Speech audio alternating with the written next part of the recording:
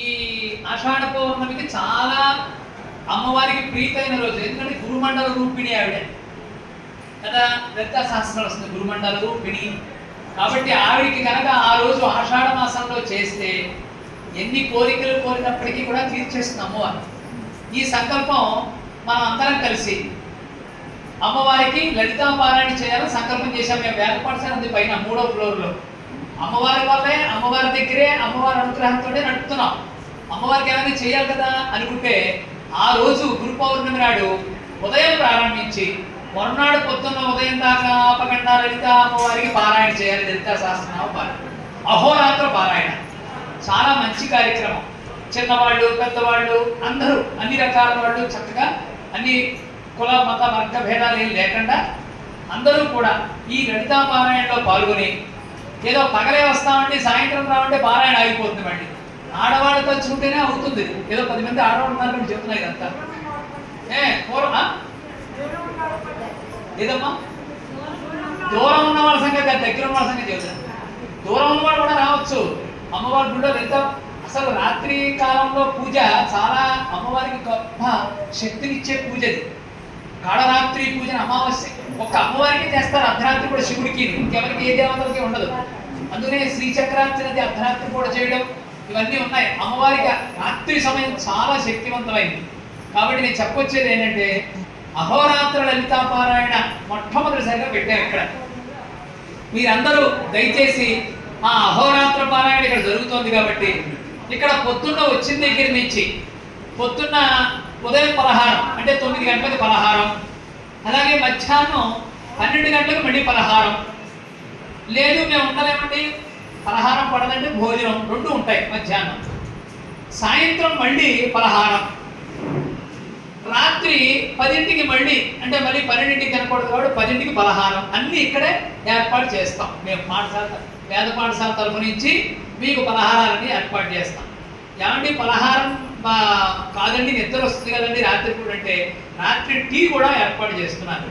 లేదు 10ంటికి ఒకసారి టీ, 12ంటికి ఒకసారి టీ, మధ్యలో 3ంటికి ఒకసారి అర్ధరాత్రి 3ంటికి టీ ఏర్పాటు చేస్తారు. దగ్గరలో ఉన్న వాళ్ళంతా రాత్రి కాలమందు మన జీవితంలో ఎప్పుడూ అమ్మవారికి పారాయణ చేసి ఉంటారు. ఎవరు ఇల్లు దూరం ఉంది, సంసారం బాగా ఇబ్బంది ఉంది అనుకుని అమ్మవారికి మానేయడం కన్నా ఒక్కరోజు మీ ఇంట్లో ఇప్పటి నుంచే మెంటల్గా ప్రిపేర్ చేసి రాత్రికి ఎలా అయినా సరే మనం కనీసం ఒక 3 పారాయణలు ఒక బ్యాచ్, 3 పారాయణలు ఒక బ్యాచ్ అలా చేస్తే బాగుంటుందని నేను అనుకుంటున్నాను. కనీసం ఇద్దరిద్దరు చొప్పున, ముగ్గురు చొప్పున మినిమం అమ్మవారికి ఆపకుండా పారాయణ చేస్తే మీరు కోరిన కోరికలు అవ్వకపోతే నన్ను అడగండి, నాది గ్యారెంటీ. ఎందుకంటే మా ఊరిలోనే నేను చేశాను. తణుకు దగ్గర పశ్చిమ గోదావరి జిల్లాలో ఆంధ్రప్రదేశ్లో నేను చేస్తే చాలా శిథిలమైనటువంటి దేవాలయం ఎంత దేదీప్యమానంగా వెలిగిపోయిందో నాకు తెలుసు. వరుస ఆపకుండా 1 సంవత్సరం చేయగానే 2వ సంవత్సరం శక్తి వచ్చేసింది, 3వ సంవత్సరం ఇంకా శక్తి వచ్చింది, 4వ సంవత్సరం ఇంకా వచ్చింది. అలా ఇవాళ ఏ చిన్న పల్లెటూరులో రోడ్డు మీద వెళుతున్న వాళ్ళంతా చూసి ఇది బాగా కింద ఉంది రోడ్డు కన్నా దీన్ని జీర్ణోద్ధరణ చేయాలని సంకల్పం చేయగానే మా ఊళ్ళో వాళ్ళు ముక్కు మొహం తెలియని వాళ్ళంతా డబ్బు ఇచ్చేసి 7-8 కోట్ల రూపాయల డబ్బు వచ్చేసి పల్లెటూరులో అంత డబ్బు తీసుకొచ్చింది అమ్మవారి. నా మాట నమ్మండి, నేను నిజంగా చెబుతున్నాను. అమ్మవారి ఎదురుకుండా లలితా పారాయణ చేస్తే అహోరాత్రములు ఇవాళ ఉదయం నుంచి మొన్నటి పొద్దున దాకా, పైగా పర్వదినమందు పూర్ణచంద్రుడు పైన చూస్తుండగా మీకు సమస్త దోషాలు పాపాలు తొలగిపోతాయి. అమ్మవారి యొక్క అనంతమైన శక్తి గుణాలు పెరిగిపోతాయి. ఎవరు నమస్కారం చేసుకున్నా అన్ని సిద్ధించేస్తాయి, సమస్త సిద్ధులు వస్తాయి ఇక్కడ. అలాంటి గొప్ప రోజు ఆషాఢ పౌర్ణమి, వ్యాస పౌర్ణమి, గురు పౌర్ణమి. ఎంత మంచి రోజు వస్తోంది. ఒక పక్కన ఇలా పారాయణ జరుగుతూ ఉంటే పొద్దున్న పూట పైన 1st ఫ్లోర్లో సత్యనారాయణ స్వామి వ్రతాలు సామూహికంగా చేస్తున్నాం. 12 రోజుల పాటు చేస్తున్నాం. ఎప్పటి నుంచి? దశమి నాడు తొలి ఏకాదశికి ముందు రోజు అంటే పౌర్ణానికి 6 రోజుల ముందు ప్రారంభిస్తాం. జూలై 24వ తారీఖు సత్యనారాయణ స్వామితో ప్రారంభించి ఆపకుండా 12 రోజుల పాటు సంవత్సరం అంతా చేసుకోమన్నారు కదా. ప్రతి నెల ఏకాదశి నాడు కానీ పౌర్ణమి నాడు కానీ ఎవరు చేస్తాడు, ఎవరికి కానీ ఉంటుంది. మనం చేసుకుందామన్నా ఇంట్లో ఏదో ఇబ్బంది కుదరదు. ఏదో 4 నెలలు చేస్తే 5వ నెల ఏదో ఇబ్బంది వస్తుంది. మనకి పూజలు కూడా చేయనివ్వదండి కాలం. కాబట్టి నేను అనుకున్నాను ఇలా ప్రతి నెల చేసేదానికన్నా 12 రోజుల పాటు వలస చేసేస్తే సంవత్సరం అంతా కూడా చేసిన ఫలం వస్తుంది కదా. మానకంట 12 రోజులు చేసేద్దాం అని చెప్పి వలస 12 రోజుల పాటు తొలి ఏకాదశి ముందు రోజు అంటే దశమి నాడు ప్రారంభించి ఏకాదశి పౌర్ణమి మధ్యలో 2 పర్వదినాలు వచ్చేటట్టుగా జూలై 24వ తారీఖు నుంచి ఆగస్టు 4వ తారీఖు దాకా 12 రోజులు వలస పూజ పెట్టేసి సత్యనారాయణ స్వామి రావడం కూర్చోవడం. కింద కూర్చునే ఓపిక ఉన్న వాళ్ళు కింద కూర్చుంటారు. అయ్యా కింద కూర్చోలేమని మోకాళ్ళ నొప్పులు అవి ఉన్నాయి, ఆపరేషన్లు అయ్యాయంటే టేబుల్ ఇచ్చి వ్రతం చేయండి. అయ్యా పూజా ద్రవ్యాలు అవి కొనుక్కోవాలి తెచ్చుకోవాలి, మాకు అంత శక్తి లేదంటే మేమే ఇస్తాం తీసుకోండి. అయ్యా వాడి ఇంటికి వెళ్ళి వంట చేసుకోవాలి, నేనే భోజనం పెట్టడానికి రండి. పెట్టేటప్పుడు చేసేది అంతా ఈశ్వరుడు వినాయకుడు. అందువల్ల ఈ నెలలో జగన్నాథ రథయాత్ర జరుగుతుంది, వాళ్ళకి తెలుసు కదా. మరి విష్ణుమూర్తికి చాలా ఇవ్వాలి కదా, మరి విష్ణుమూర్తికి చాలా ప్రీతైన రోజు కదా ఈ నెలంతా. బోనాలు ఇస్తారు అమ్మవారికి, చాలా మంచి రోజులు. పైగా దక్షిణాయనం ఉత్తరాయణం మారే సంధికాలం. ఇప్పుడే సరిగ్గా యమదూతలు మీద పడిపోయి ప్రపంచం మీద పడిపోతూ ఉంటారు, కబడించేస్తూ ఉంటారు. అందువల్ల ఇది గడ్డు కాలం అంటారు, ఎప్పుడు సంధికాలం. అందుకనే సంధ్యాదీపం అంటాం, సాయంత్రం పూట దీపం పెడతాం. అంటే ఆ గడ్డు కాలం మనం ఏం చేయకుండా ఉండడం కోసం దీపం పెడతాం. ఈ గడ్డు కాలంలో దక్షిణాయనం ఉత్తరాయణం మారే సంధికాలంలో విష్ణుమూర్తిని అమ్మవారిని పూజించడం ఎంత అదృష్టం. ఏం అక్కర్లేదు, వక్కలు ఖర్జూరాలు పసుపు కొమ్ములు తెచ్చుకోండారా మీరు. మీకు భోజనాలు కూడా ఇక్కడే మీకు సమయానికి సరిగ్గా కాఫీ ఉంటుంది, భోజనాలు ఉంటాయి. ఏం పైరు వేద పాఠశాల నేను ఇచ్చేవాడిని నేనా. విష్ణుమూర్తికి నమస్కారం చేసుకున్నా వచ్చిన వాళ్ళందరికీ భోజనం పెడదాం స్వామి, చక్కగా సత్యనారాయణ స్వామి ప్రసాదమే కదా, నీకు నైవేద్యం పెడతాం, ప్రసాదం తినమంటారు కదా 5వ అధ్యాయంలో. 12 రోజుల పాటు విష్ణువు ఒకసారి వ్రతం చేస్తేనే కోరిక తీరుతాయంటారే, కోరికలన్నీ 12 రోజుల పాటు ఆపకుండా విష్ణునామాలతో తులసి దళాలతో విష్ణుమూర్తిని పూజ చేస్తే ఎందుకు అవ్వాలండి అసలు? ప్రపంచంలో అవ్వగడా ఉంటుందా చూడండి. 12 రోజులు వర్షం చేసి అయ్యి తీరుతుంది ఏ పనైనా సరే. అందువలన 2 మంచి కార్యక్రమాలు అమ్మవారి యొక్క ప్రేరణ వల్ల మనకు కలిగాయి.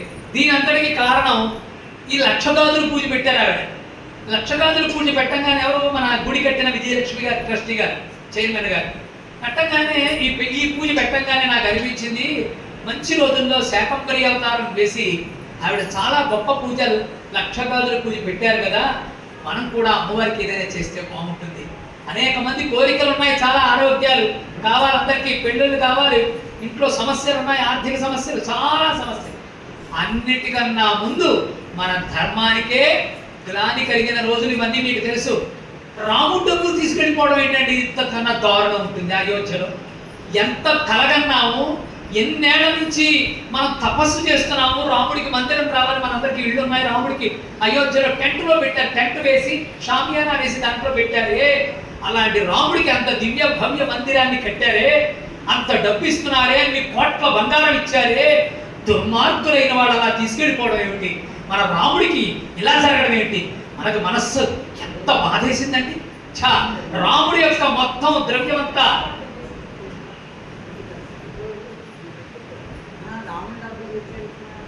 మీరు వార్తలు చూడరా, యూట్యూబ్ చూడరా, మొత్తం మొత్తం గోలెత్తిపోయారు కదండి. ఎన్ని వేల కోట్ల రూపాయలు తినేశారు. ఆ సీసీ కెమెరా అడ్డంగా నుంచి మొత్తం డబ్బంతా తినేశారంటారు కదా. దొంగలైపోయి అలాగా రాముడు ద్రవ్యం ఎవరైతే దోచి వెళ్ళిపోయాడో ఆ డబ్బంతా ప్రతి పైసా మళ్ళీ తిరిగి రాముడికి రావాలి. మన రాముడు, మన రామచంద్రమూర్తి, మన సీతాదేవి. రామ అంటేనే నోరంతా తీపైపోతుంది. అంత గొప్ప దేవుడే రామచంద్రమూర్తి. మనిషి అవతారం ఎత్తి వైకుంఠంలో హాయిగా ఉండకుండా కిందకొచ్చి నానా కష్టాలు పడి నానా అవమానాలు పడి ఇంత మనందరికీ ఆదర్శంగా మనిషి ఎలా ఉండాలో చూపించాడే. ధర్మము స్వరూపం, ధర్మమూర్తి, అజానుబాహు విగ్రహం రామచంద్రమూర్తి. ఆయన డబ్బు ప్రతి పైసా రావాలండి.